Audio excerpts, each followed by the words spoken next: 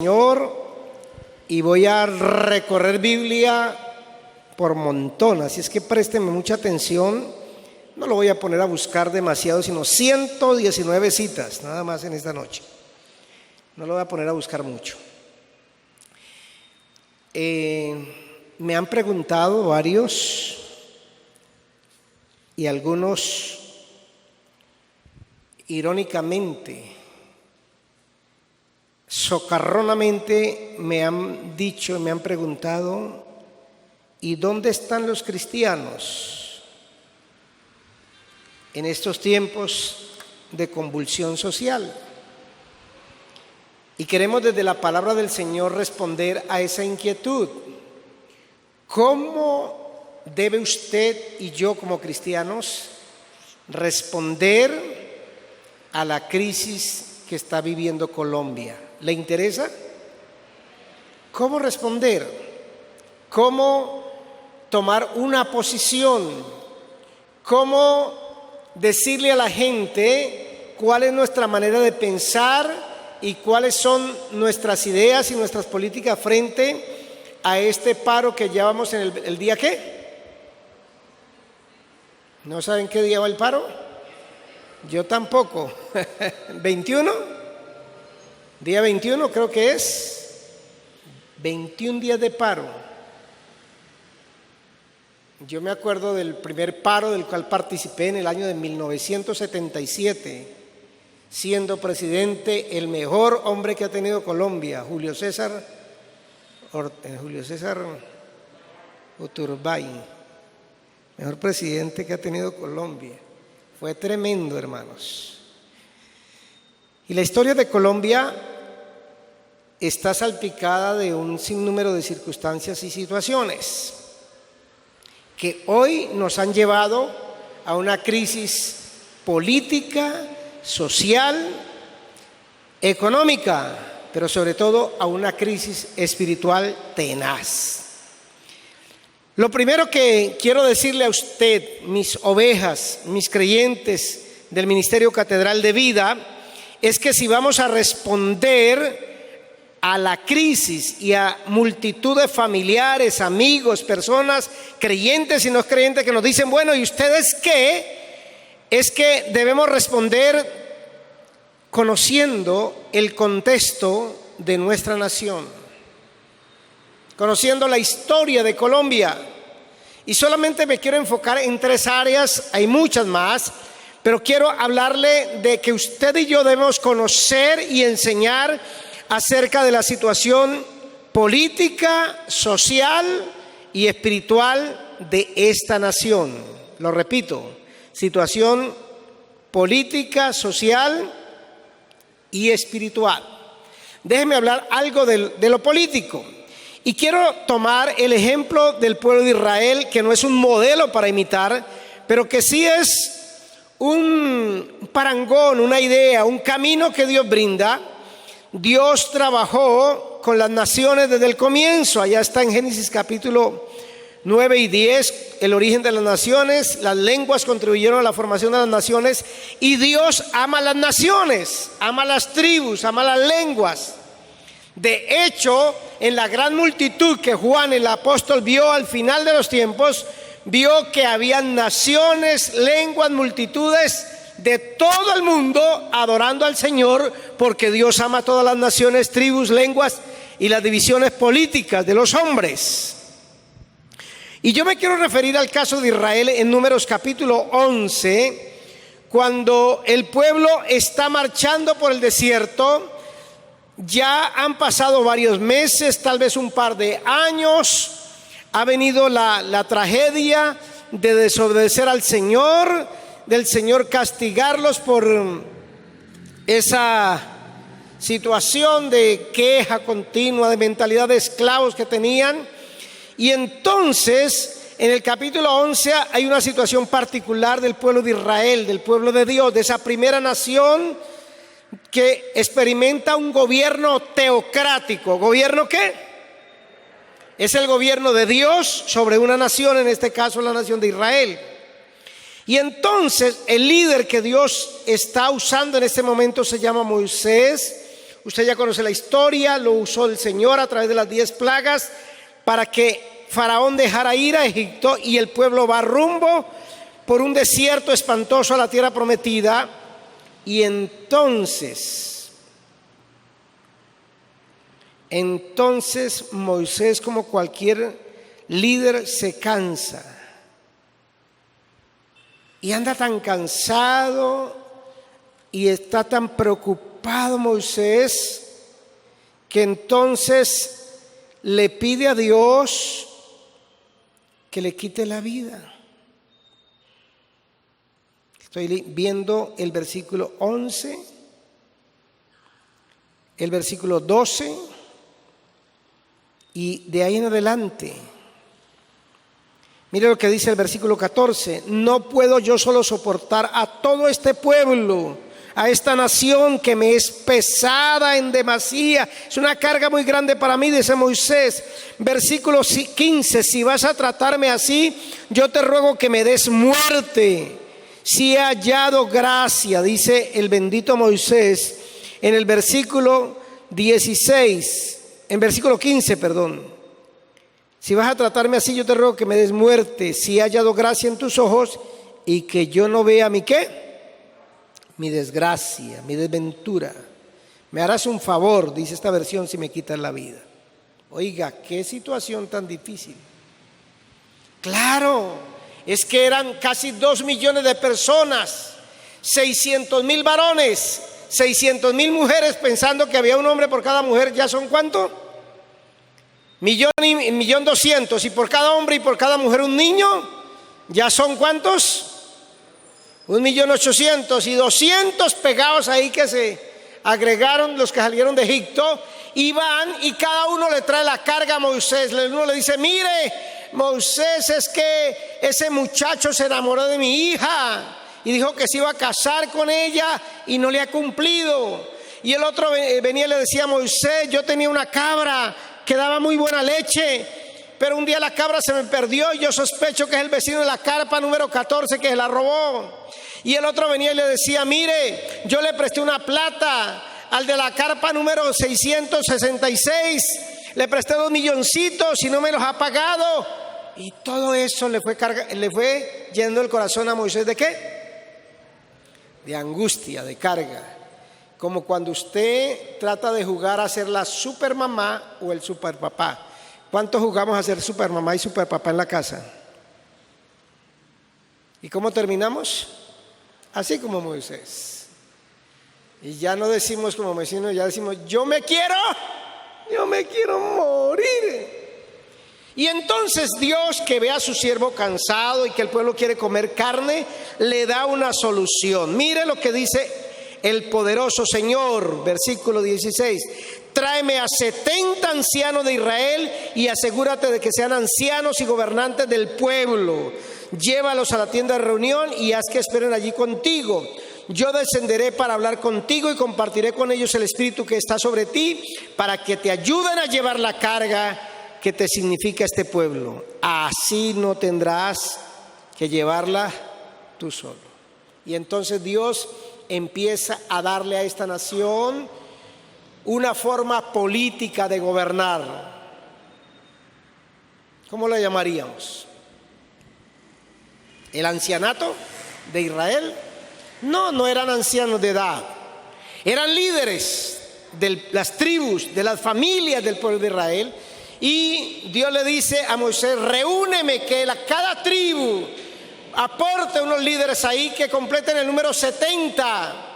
Y yo pondré mi espíritu sobre ellos. Y ahí viene la clave. Israel se está formando como nación y Dios forma su teocracia y gobierna a través de estos 70 hombres llenos del Espíritu Santo. Y diríamos nosotros: Colombia tendría otro destino si nuestros líderes fueran llenos de Dios.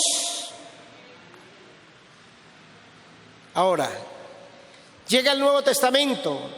Israel, aunque ahora está bajo el poder del yugo romano, se gobierna a través de los 70 ancianos y el sumo sacerdote, que eran 71. Pero en el Nuevo Testamento Jesús y los cristianos se enfrentan a un poder político tenaz que se llama el imperialismo. ¿Cuántos dicen viva el imperialismo? ¿O cuántos dicen abajo el imperialismo? Mire las formas de gobernarse los hombres, las formas políticas. En la Biblia lo vemos ahí. La teocracia en el pueblo de Dios, gobernando el Señor a través de 70 ancianos. Pero también está el imperialismo. ¿Qué es el imperialismo? Es una idea de gobierno sobre los hombres que dicen que todo se le debe al imperio y que el imperio tiene toda autoridad, todo poder para guiar sobre la vida de las personas, pero ese imperio tiene que estar representado en una cabeza. Y en el caso del imperio romano, ¿cómo se llamaba la cabeza? ¿Cómo? La suegra no. César. Era un título, como faraón, como rey, como presidente.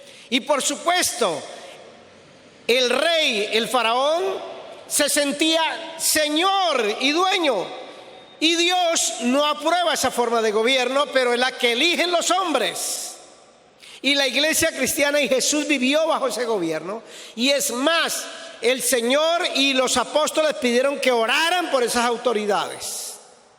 Pero me agrada que los cristianos del primer siglo conocían la forma política de gobernarse. Mire, le doy el ejemplo del apóstol San Pablo. Él era judío. El Señor lo llama a predicar a las naciones dentro de ese imperio. Pero él conocía la forma política de gobernarse ese imperio y aprovechaba eso a su favor. Una vez lo metieron por ahí en la cárcel, le dieron una variada, hermanos. Parecía al pobre Pablo, hermano, como el que está casado con una mujer violenta, hermano. Y entonces, después de dejarlo como marido maltrecho, como dejan algunas mujeres a los hombres, le dijeron los magistrados: sáquenlos de la cárcel y que se vayan.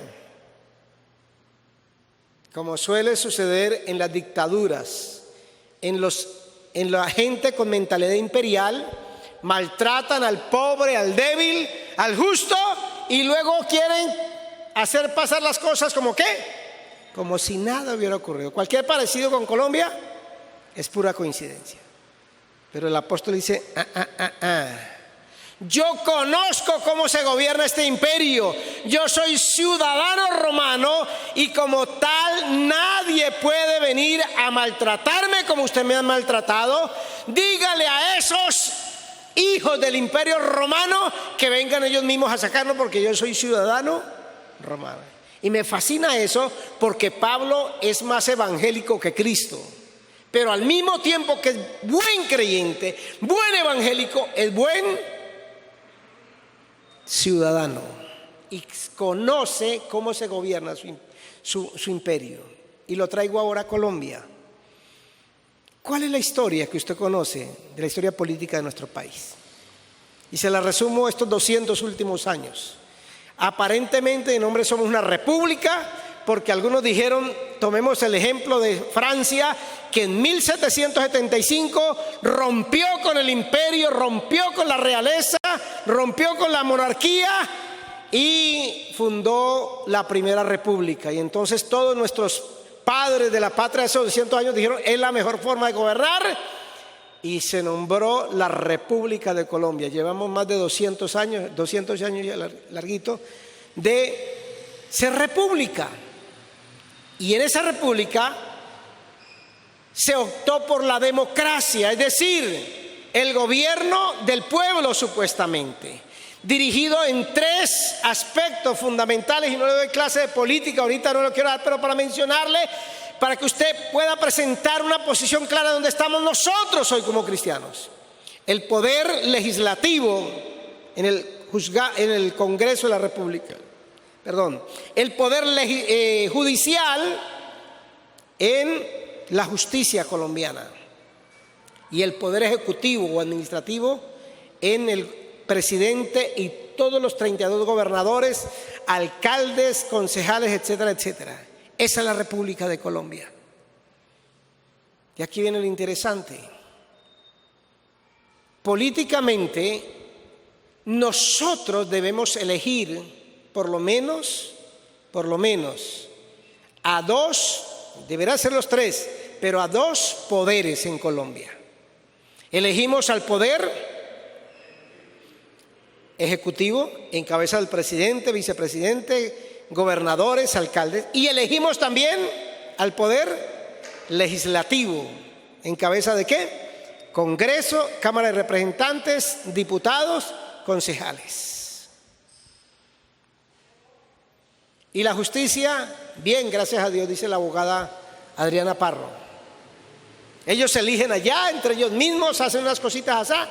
Pero lo que yo quiero decirle es, conozca la realidad política de Colombia para que salga a tirar piedra o que le tiren piedras.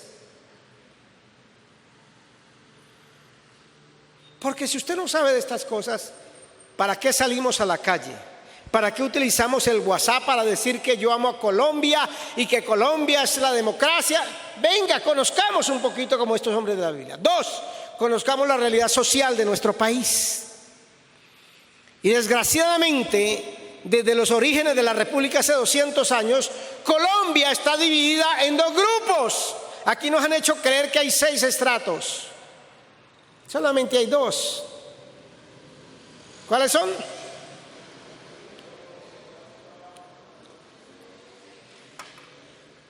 Los feos y nosotros los bonitos.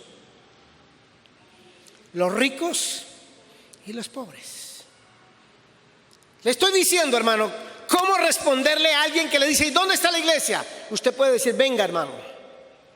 La iglesia y el evangelio está presente en la sociedad colombiana, ya sea entre los ricos, ya sea entre los pobres. Porque yo puedo decir con toda autoridad, después de 150 años de predicación del evangelio en este país, la iglesia está enquistada, se ha metido en las clases dominantes de ricas de este país, pero también entre las clases pobres. Claro, el 10%, es decir, si al caso 5 millones, estoy exagerando, son ricos en Colombia. Algunos hablan del 2%, del 1%. Yo le estoy dando un margen más grande. ¿Y para dónde va, pastor? Para decirle, conozca la realidad social. ¿Y qué ha pasado con todo esto? Que los pobres se cansaron y los ricos también de vivir una situación donde cada día las brechas de injusticia son más grandes. Donde la educación se ha puesto difícil, donde la salud se ha puesto difícil, donde adquirir vivienda se ha puesto difícil. Y claro, como toda olla a presión que no se suelta el émbolo ese para que salga, tiene que explotar. Y lo que ha ocurrido es eso, explotó esta situación. Entienda lo que está sucediendo. Y ahora voy al tercer aspecto, el aspecto espiritual. ¿Cuál es la historia de Colombia? Y creo que la historia de Colombia la podemos resumir en el libro de Romanos, capítulo 3, por favor. Vaya conmigo. Romanos, capítulo 3.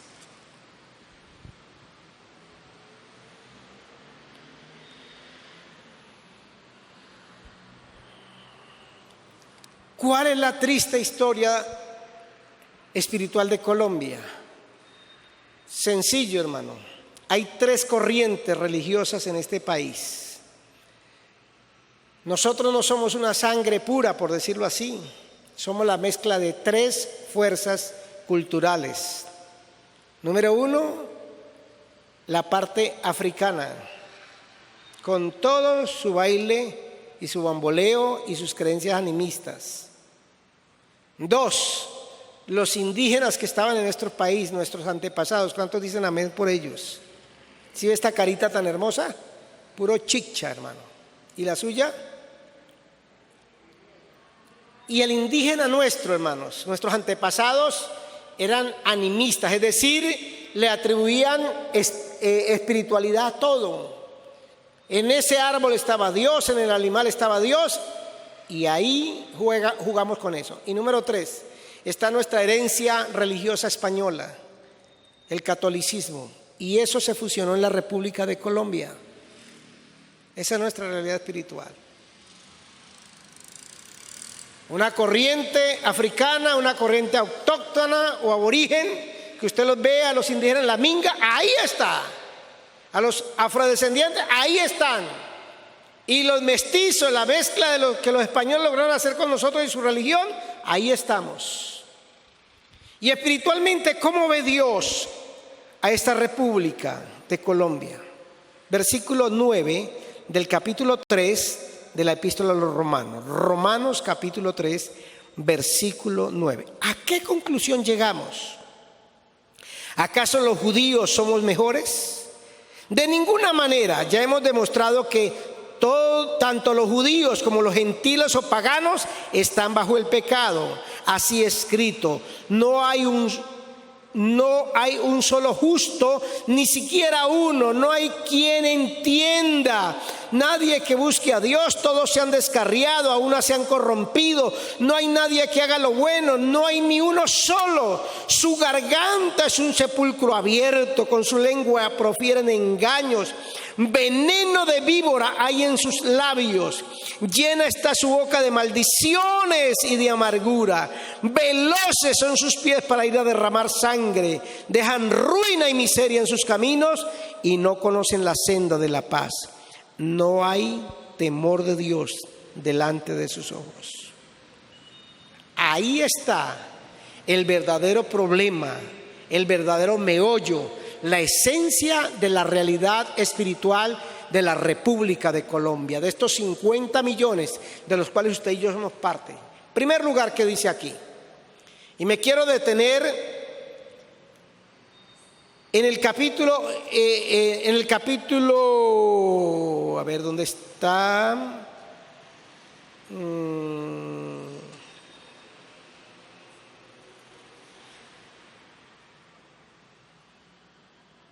Capítulo 1 del mismo libro de Romanos, Romanos 1, versículo 21, 1:21, dice la palabra: a pesar de haber conocido a Dios, no lo glorificaron como a Dios ni le dieron gracias, sino que se extraviaron en sus inútiles razonamientos y se les oscureció su insensato corazón. Aunque afirmaban ser sabios, se volvieron ¿qué? Necios, y cambiaron la gloria de Dios inmortal por imágenes que eran réplicas del hombre mortal, de las aves, de los cuadrúpedos, de los reptiles. Por eso Dios los entregó a los malos deseos de sus corazones. Versículo 25, cambiaron la verdad de Dios por la mentira. Versículo 26, por tanto Dios los entregó a pasiones vergonzosas.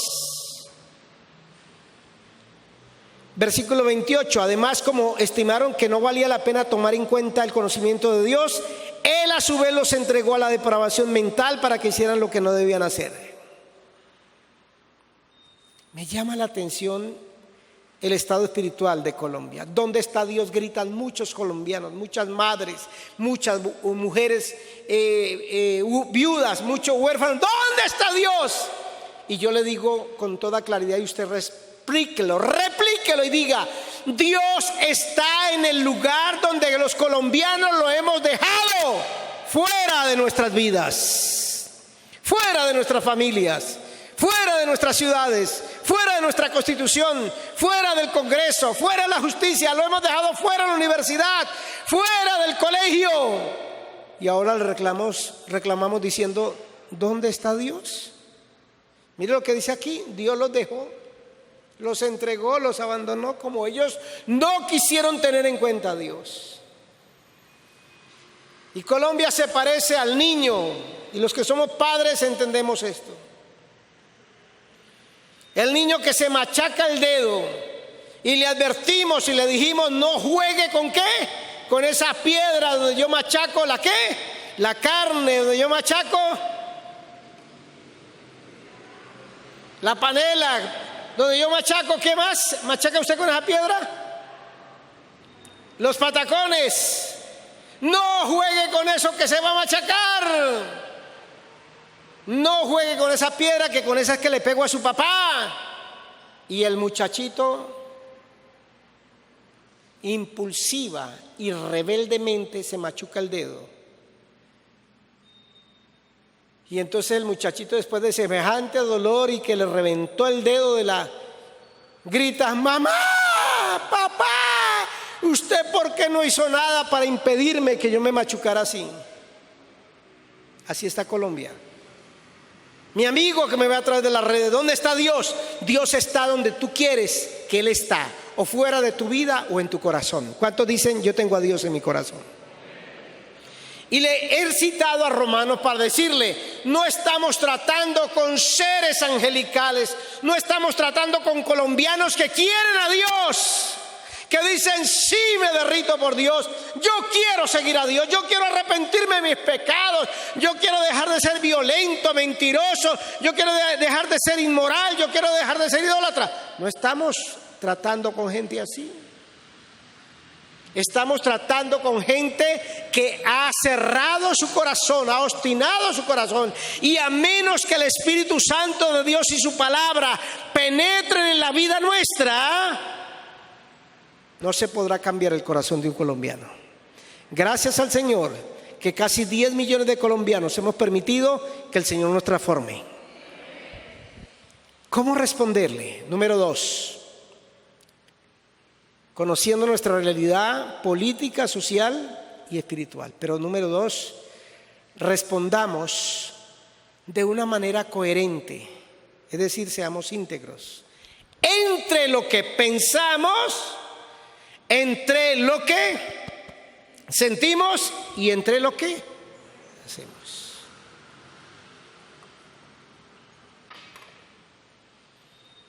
¿Para qué salimos a las calles a gritar: viva la paz, queremos paz, sí, no a la violencia? Y en la casa somos los que incendiamos la familia. Hipócritas.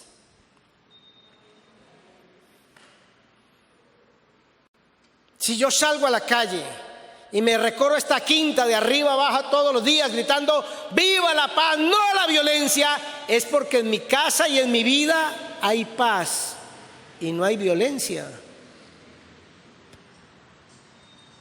¿Aló?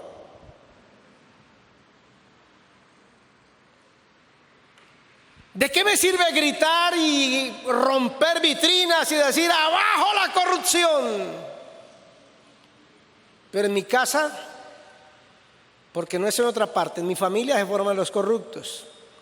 En las cosas pequeñas se forman los corruptos. Esta mañana me tocó madrugar por asunto de la iglesia a una entidad del gobierno, aquí, sobre la quinta precisamente, y llegué a las 7:30 y el sol empezó a alumbrar hoy temprano. ¿Sí se dio cuenta?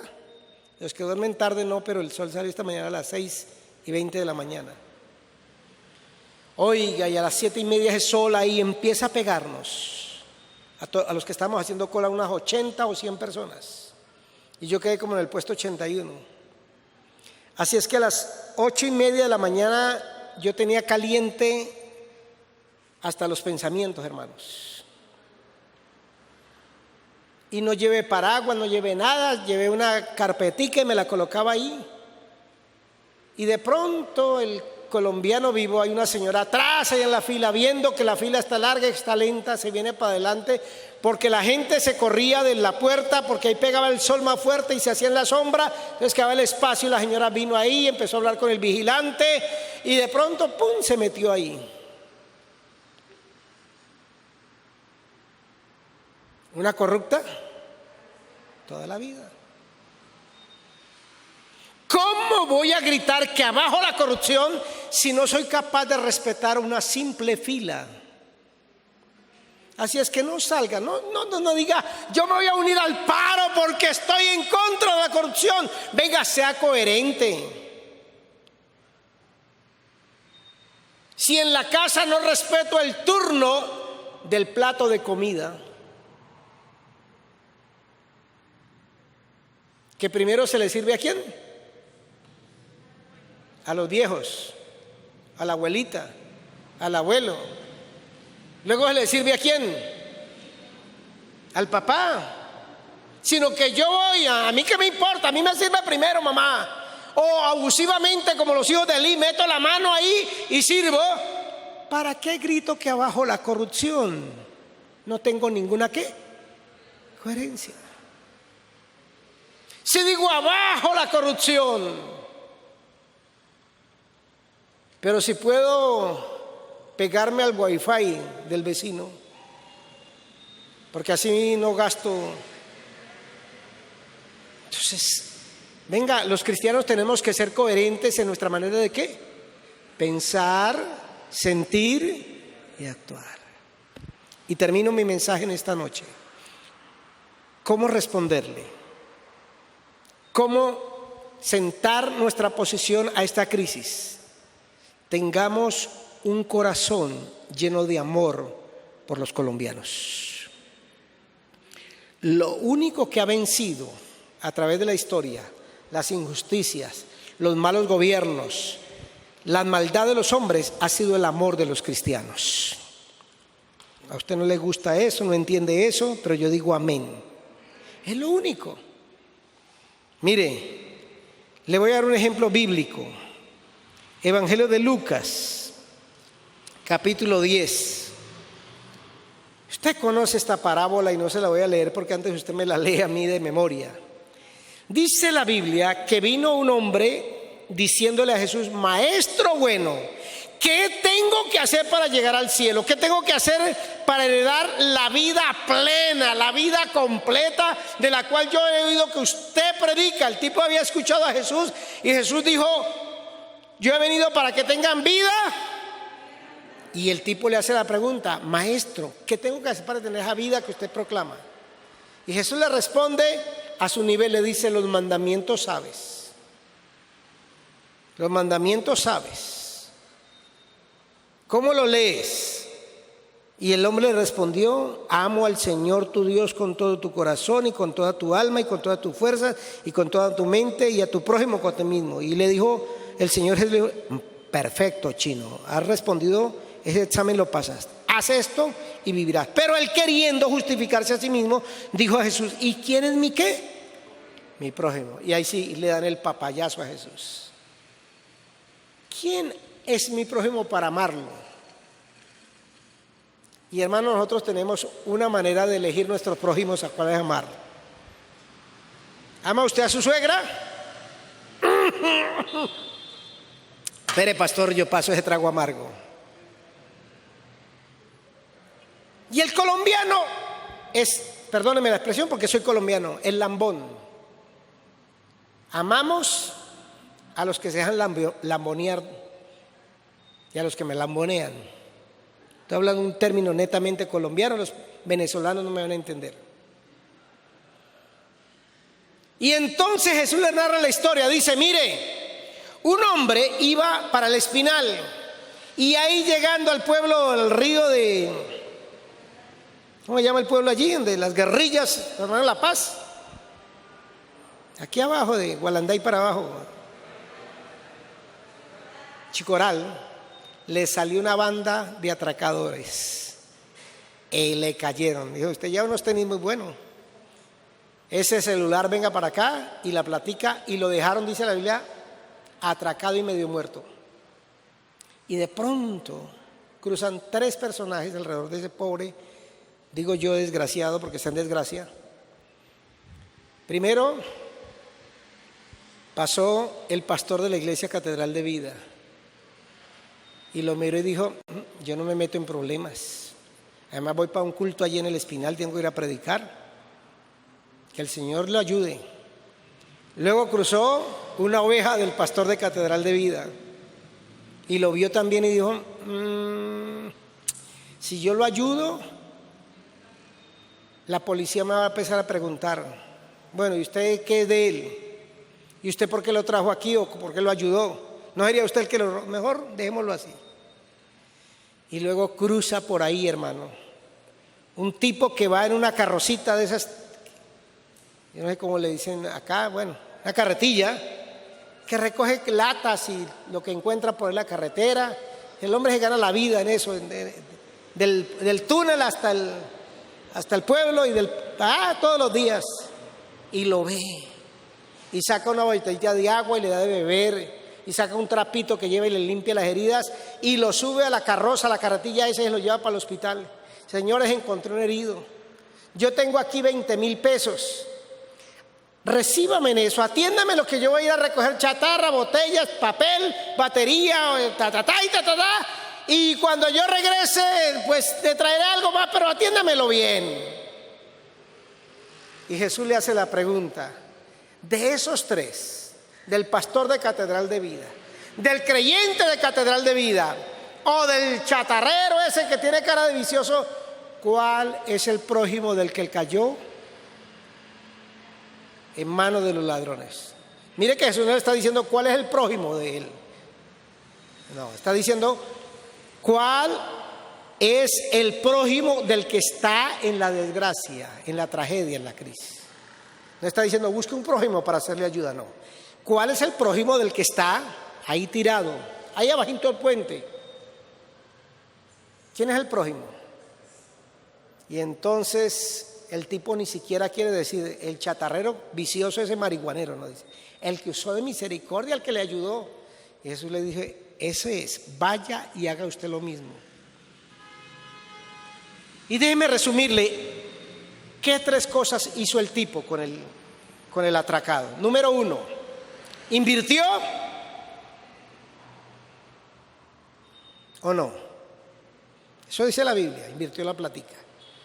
Número 2, invirtió tiempo. ¿Cuánto duró atendiendo al atracado? Llevarlo al hospital.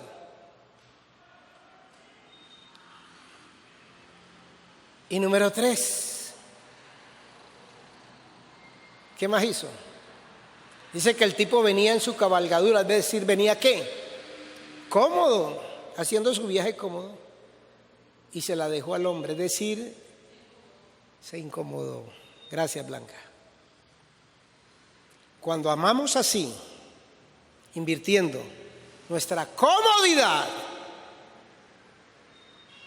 nuestro tiempo y nuestro dinero, le estamos diciendo a Colombia: aquí hay seguidores de Jesús y amamos a Colombia de esa manera. Y a mí que no me vengan a decir: ¿y ustedes qué hacen? Porque esta iglesia tiene que demostrar. Y a mí no me gusta alardear de lo que hacemos acá, pero nada más le cuento, como el hipócrita. Estamos ayudando a una joven de esta iglesia que no podía estudiar en la universidad, en el estudio superior. Le estamos pagando el semestre y ya tenemos una buena cantidad para pagar el siguiente semestre, porque esta iglesia nos gusta incomodarnos, perder nuestra comodidad, gastar nuestro tiempo y también nuestro dinero en ayudar al necesitado. Cuando la gente se da cuenta de eso, ese es el Dios que ama Colombia, y esos son los cristianos. Y déjeme decirle, para que nos vayamos con una nota triunfante, lo que hemos hecho los cristianos en Colombia durante muchos años es eso. Hace 3 años nos llamaron a un grupo de pastores de la gobernación que para reconocer nuestro trabajo, que ahora contáramos con ellos en la anterior administración, pero no damos un billete. Estamos haciendo esta reunión y me paré y les dije: mire, doctores, ¿qué es que ustedes tienen que formalizarse? Le dije: mire, ustedes con su apoyo o su apoyo, nosotros hemos venido adelantando un trabajo social en el departamento y lo seguiremos haciendo, sea que ustedes tiendan la mano o no, lo seguiremos haciendo porque tenemos el amor de Dios en nuestros corazones. Y todo el mundo volteó a mirar al pastor Peri así, porque es que había una señora ahí, la directora, yo no sé qué vaina, con su prepotencia, que nosotros estamos aquí para canalizar su trabajo, para ayudarle, pero no hacían nada como buenos políticos. La iglesia del Señor se levanta para demostrar con amor y con hechos que ayuda al pobre y al necesitado. Hermano, el amor no le hace daño a nadie. Deje de estar promoviendo odios y rencores. Usted no es de derecha ni de izquierda. Yo no soy ni de Petro ni de Uribe. Yo no soy de liberal ni conservador. Yo soy de Cristo y peleo de una manera distinta. Yo peleo con el amor de Dios en favor de esta nación. Póngase de pie, hermanos. No me venga con historias distintas al amor de Dios. Demostremos, porque lo que Colombia necesita en este tiempo es amor, perdón y reconciliación. Y usted y yo estamos puestos para eso. ¿Quiere dejarse usar por Dios en este tiempo? Dígale al Señor. El Señor lo trajo esta noche aquí para que pasara un tiempito agradable, no. Lo trajo para que Él nos hablara y nosotros escucháramos y nos comprometiéramos con su voz. Padre nuestro que estás en el cielo, santificado sea tu nombre. Venga tu reino a Colombia, a más de 40 millones de colombianos que te han dejado por fuera, que han creído que vivir su vida como en el libro de los jueces, haciendo lo que cada uno le parece, es la mejor manera de vivir. Ayúdanos con nuestra vida, con nuestro testimonio, con nuestros hechos, con nuestras palabras, que podemos seguir amando a este país, a los niños, a los jóvenes, a los ancianos, a las familias, y que tenemos el plan de Dios, el amor de Dios para cada colombiano y para cada familia. Que desde esta iglesia, que ha cumplido 60 años o más, se siga predicando hasta el día de tu venida de ese amor tan grande, Señor. De la condición paupérrima, triste y desoladora del colombiano, su condición espiritual, social, familiar, económica, de esta patria que sacó a Dios de sus vidas, pero que somos religiosos profesionales que de labios mencionamos a Dios y hasta los 11,000 vírgenes, que nos encomendamos a Dios en la mañana y en la noche, pero las otras 24 horas o 12 horas vivimos como se nos da la gana y como nosotros queremos y pensamos que es. Perdona, perdona, perdona, Colombia. Queremos seguir siendo la iglesia de Cristo, que tiene respuesta a los males espirituales, porque cuando el hombre se reconcilia contigo, cuando sana su relación con el Padre Celestial, entonces su entorno social, político, económico, familiar, emocional cambia radicalmente. Bendigo a mis hermanos, que la palabra nos haya sido de alimento, de ayuda, y nos abra el panorama para comprender perfectamente lo que Dios tiene para nuestra patria, y seamos constructores de paz, edificadores de amor, que nuestro corazón se apasione por este país y lo demuestre con buenas acciones. Amén y amén.